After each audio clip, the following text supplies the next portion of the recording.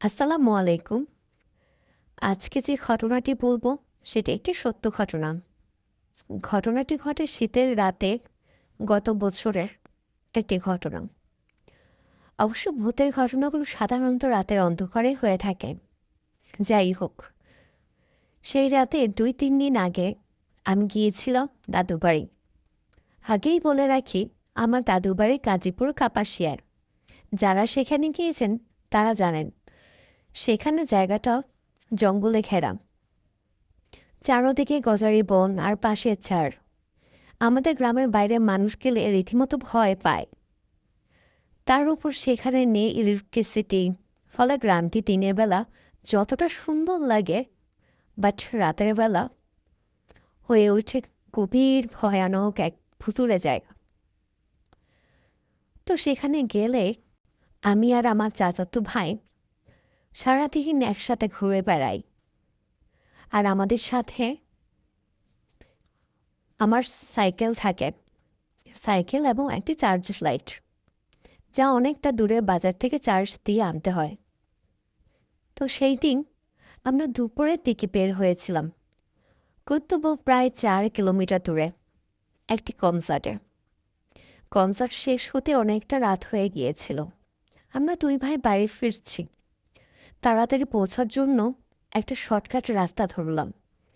ও cycle চালাচ্ছে, আমি ওর পিছনে বসে লাইট ধরে আছি। কিছুক্ষণ পর হঠাৎ লাইটটি বাল্বটা ফিউজ হয়ে গেল। আকাশে চাঁদও ছিল না, তাই মুহূর্তের মধ্যে চারদিক অন্ধকার হয়ে আসলো। যে রাস্তা দিয়ে যাচ্ছিলাম সেখানটা দিয়ে মানুষ সাধারণত রাতের বেলা চলাফেরা করে না, কারণ আর একটু সামনেই রয়েছে একটা বাঁশঝাড়। সেই বাঁশঝাড়ের ভিতরে রাস্তার পাশে রয়েছে একটা কবর। সেই কবর আর বাঁশঝাড় নিয়ে গ্রামের নানা ভৌতিক কাহিনী প্রচলিত। চারদিকে খুঁতখুঁতে অন্ধকার, আর তার উপর নির্জন রাস্তা। আমরা ভয় পেয়ে গেলাম, কিন্তু কিছুই করার নেই।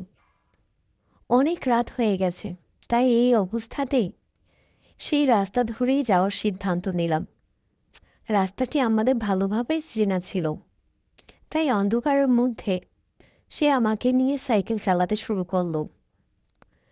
সেই জায়গাটার কাছাকাছি এসে হঠাৎ সাইকেল সহ আমরা ধুমড়ে পড়ে গেলাম।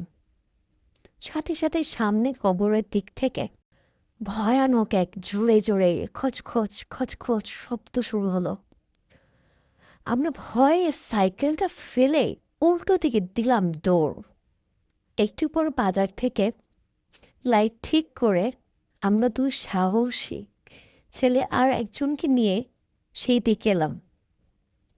দেখি সেখানে সাইকেলটি ওইখানেই পড়ে আছে, আর সামনে থেকে কয়েকজন লোক আসছে। কাছে আসতেই তারা আমাদের জিজ্ঞেস করলো, আমরা এখানে কি কিছু শব্দ বা কোনো কিছু দেখেছি? কারণ যা বলল তার সারমর্ম এরকমই। তাদের মধ্যে একজন কিছুক্ষণ আগে এই রাস্তা দিয়ে যাচ্ছিলেন। হঠাৎ কবরস্থানটি থেকে ভয়ানক শব্দ আসলো। সেটি শুনে তিনিও দৌড় দিলেন। আমাদের আর বুঝতে বাকি রইল না যে ঘটনাটা আসলে কি। জবাবে আমি কিছু বলার আগেই আমার ভাইটি উত্তর দিয়ে বসলো, আমরাও শুনেছি সব।